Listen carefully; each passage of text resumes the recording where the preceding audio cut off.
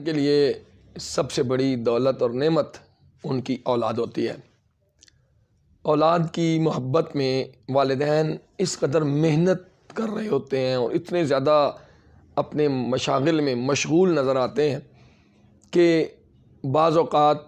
اپنی سب سے پیاری متاع سے بھی وہ صرف نظر کر جاتے ہیں۔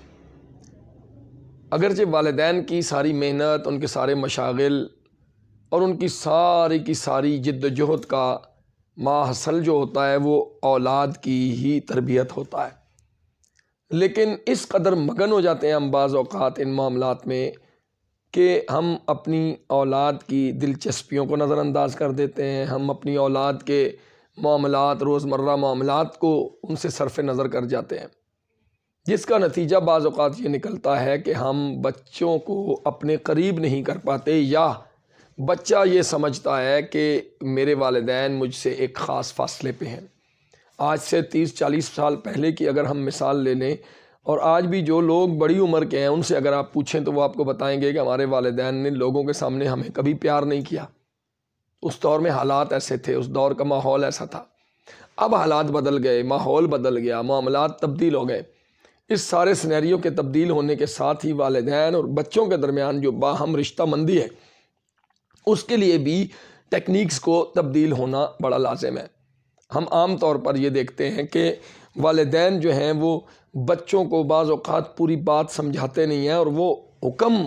کے انداز میں بچوں سے صرف بات کو منوانا چاہتے ہیں۔ ہونا تو یہ چاہیے کہ ماں جو ہے اس کی گود پہلی تربیت گاہ ہے، ماں اپنے بچوں کو بچیوں کو سکھائے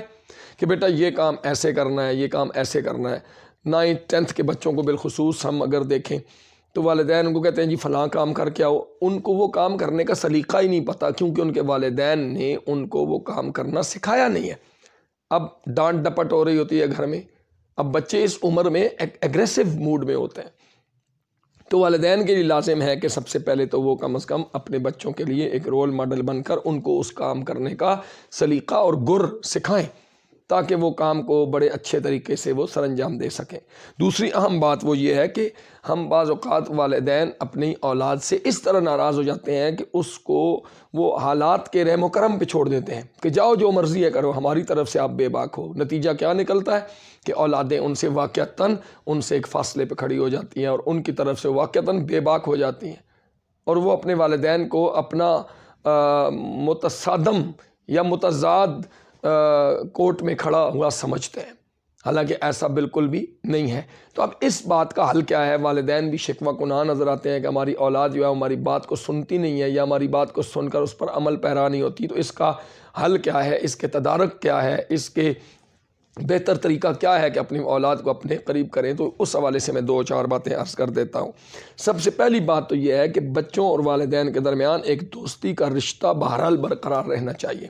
کہ بچہ یا بچی اپنے ماں یا اپنے باپ سے اپنے دل کی بات کر سکے، اپنی مشکلات کو ان کے ساتھ شیئر کر سکے، بجائے اس کے کہ وہ والدین سے بات کرنے کے بجائے گلی محلے میں کسی سے جا کے بات کرے۔ تو گلی محلے کا ماحول فی زمانہ ایسا نہیں ہے کہ اس کو وہ گائیڈ لائن ملے گی وہاں سے، بلکہ اس کو تو وہاں پہ گمراہی کا ایک راستہ جو ہے وہ دکھایا جائے گا۔ تو میں یہ تجویز کرتا ہوں کہ والدین جو اس حوالے سے پریشان ہیں وہ اپنے بچوں کے ساتھ ایک دوستی کا رشتہ بنائیں، ایک ہمدردی کا، ایک محبت کا رشتہ بنائیں، اور اس کو مضبوط بنا کر اس راستے پر اپنے والدین اپنے بچوں کی تربیت کریں۔ دوسری بات وہ یہ کہ بعض اوقات ہم بچوں کی بات سنتے ہیں نا، بچہ کوئی بات کر رہا ہوتا ہے تو ہم فوراً نہ میں جواب دیتے ہیں، ہم فوری طور پہ بچے کی بات کی نفی کر دیتے ہیں، اس کو بات کرنے کا موقع نہیں دیتے۔ اس کے دل میں جو بات ہوتی ہے اس کو سننے کے لیے ہم تیار نہیں ہوتے، تو جس کا نتیجہ یہ نکلتا ہے کہ بچے کے دل میں ہمیشہ سوال کرنے یا اپنی بات لوگوں تک پہنچانے کے حوالے سے ایک ڈر، خوف اور ہچکچاہٹ پیدا ہو جاتی ہے۔ تو والدین کو یہ گزارش کروں گا کہ وہ فوری طور پہ اپنے بچوں کی بات کی نفی مت کریں، بلکہ ان کی پوری بات کو سنیں۔ بعض اوقات یہ بھی ہوتا ہے کہ بچے غلط رائے دے رہے ہوتے ہیں، بچے کوئی اس طرح کی بات والدین کے سامنے کر رہے ہوتے ہیں جو معاشرے کے لیے، ان کے گھر کے لیے، ان کے خاندان کے لیے، مقامی اقدار روایات کے لیے، خاندانی اقدار و روایات کے لیے وہ درست نہیں ہوتی، غلط ہوتی ہے۔ تو اس صورت میں بھی بچوں کو گائیڈ لائن کی ضرورت ہے۔ آپ بچوں کو فوری طور پہ ڈانٹ اور ڈپٹ شروع نہیں کریں گے، بلکہ آپ اپنے بچوں کو اپنے مناسب دلائل سے اس بات کے اپس اینڈ ڈاؤنز سمجھائیں گے نتیجہ یہ نکلتا ہے کہ بچہ اس بات کو سمجھ کر آپ کی بات پہ عمل پیرا ہو جاتا ہے، اور پھر ہم اگر کوئی کام کر رہے ہیں، جاب کر رہے ہیں، اگر ہم کو بزنس میں مصروف ہیں یا کسی اور جگہ پہ جہاں پہ ہمارے کام کاج کی جگہ ہے، تو کبھی کبھار اپنے بچوں کو ہم وہاں پہ وزٹ کروائیں، کبھی کبھار ان کو دکھائیں کہ آپ کا والد کس مشقت سے گزر رہا ہے اور ان فیوچر آپ نے کس طرح اپنے کام کو سنبھالنا ہے، تاکہ ان بچوں اور آپ کے درمیان جو ہے وہ ایک فاصلہ جو کم ہو، بجائے اس کے کہ وہ بڑے۔ تو آج کی اس نشست میں بس یہی کہنا تھا کہ بچوں کو اپنے قریب کر کے ہم بچوں سے مطلوبہ فیوچر کے مطلوبہ نتائج حاصل کر سکتے ہیں۔ السلام علیکم ورحمۃ اللہ۔